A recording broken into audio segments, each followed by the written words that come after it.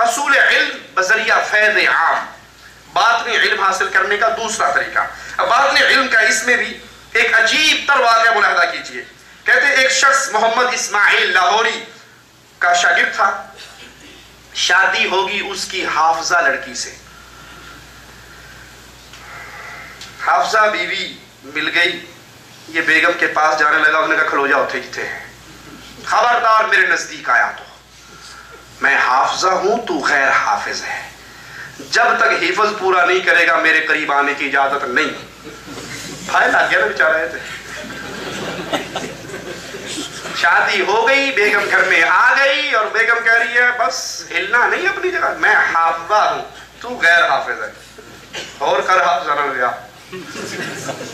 خبردار جو اپنی جگہ سے ہلا، میرے بستر پہ قدم نہیں رکھنا، میں اس وقت تک تیرے لیے جائز نہیں جب تک تو بھی پورا حافظ نہ بن جائے، پورا حفظ کر کے آ اور پھر میرے پاس آنا۔ یہ بھاگا بھاگا صبح ہوئی، مولوی صاحب کے پیر صاحب کے قدموں میں گرا کہ میری تو ساری رات ہی گول ہو گئی، کچھ بھی نہیں۔ کیا ہوا؟ کہا بیگم صاحبہ نے شرط ہی ایسی لگا دی۔ کہا کوئی بات نہیں، کوئی بات نہیں، کل جب ہم فجر کی نماز پڑھانے کے لیے بطور امام آگے کھڑے ہوں، تم ہمارے دائیں طرف آ کر کھڑے ہونا۔ یہ واقعہ حدیقۃ الاولیاء صفحہ 176 جس کا رائٹر ہے مفتی غلام سرور لاہوری۔ کہا جب ہم فجر کی نماز پڑھائیں، حالت امام کی حالت میں ہو، تم دائیں طرف کے نمازیوں میں شامل ہو جانا۔ اس نے کہا جی بالکل ٹھیک ہے، میں حاضر ہوں جناب، جو آپ کہیں گے میں کروں گا۔ یہ آ کے دائیں طرف کے نمازیوں میں کھڑا ہو گیا، حضرت نے نماز پڑھائی۔ نماز کے بعد جو ہی انہوں نے توجہ باطنی کے ساتھ کہا السلام علیکم ورحمت اللہ، اور ادھر سارے نمازیوں کو ذرا توجہ باطنی کی نگاہ دوڑائی، پھر ادھر کہا السلام علیکم ورحمت اللہ، ان پہ بھی نگاہ دوڑائی، ادھر والے سارے حافظ قرآن بن گئے، یہ ناظر قرآن بن گئے۔ یہی بد نصیب سڑے بھی سارے ادھر ہی کھلو جاتے ہیں، یہ بھی حافظ ہو جاتے ہیں۔ یہ فیض عام ہے، توجہ باطنی کے ذریعے ایک نظر ڈالتے ہیں اور بیڑا پار ہو جاتا ہے۔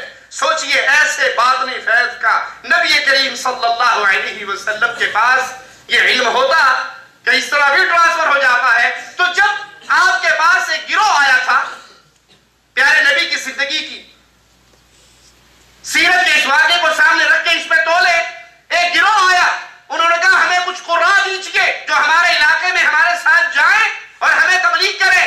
پیارے نبی نے 70 قراء بھیجے تھے یا نہیں؟ بھیجے تھے۔ آپ پر اس وقت تک جتنا علم آ چکا تھا، آپ نے توجہ باطنی کے ذریعے پورے قبیلے کو کیوں نہیں دے دیا؟ اپنے قراء کیوں بھیجے ان کو پڑھانے کے لیے؟ وہ قراء لے کر گئے اور ان ظالموں نے ان کو شہید کر دیا۔ اس کے غم میں پیارے نبی صلی اللہ علیہ وسلم ان مجرموں کے خلاف 1 مہینے تک بد دعا کرتے رہے یا نہیں؟ تمہارے مولوی صاحب نے تو ایک نظر ڈالی اور غیر حافظ کو حافظ قرآن بنا دیا۔ یہ قرآن سیکھنے کے لیے پیارے نبی نے 70 قاریوں کو کیوں بھیجا؟ ان کو توجہ کے ذریعے کیوں نہیں سکھا لیا؟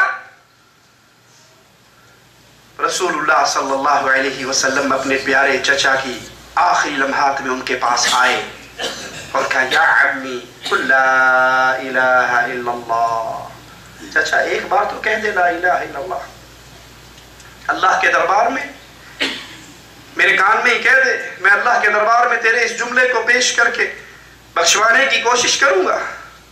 پیارے نبی کے جذبات کو زبان دی جائے تو کہنے دیجئے میں کہوں گا ابو بکر نے یہی کلمہ پڑھا تھا، عمر عثمان و علی نے یہی پڑھا تھا، وہ سب جنت میں گئے۔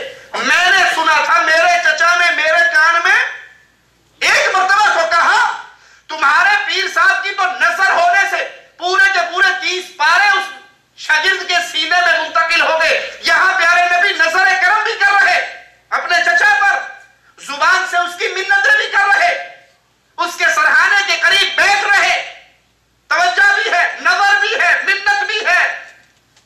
وہی تمہارا عقیدہ ثابت ہوا کہ نعوذ باللہ ولی نبیوں سے بھی افضل ہے، جو کام نبی کی نظر، نبی کی دعا، نبی کی کوشش، نبی کی منت وہ نہ کر سکی، تمہارے بابے نے صرف نظر ڈال کے ہی وہ کام کر دیا۔ انا للہ و انا الیہ راجعون۔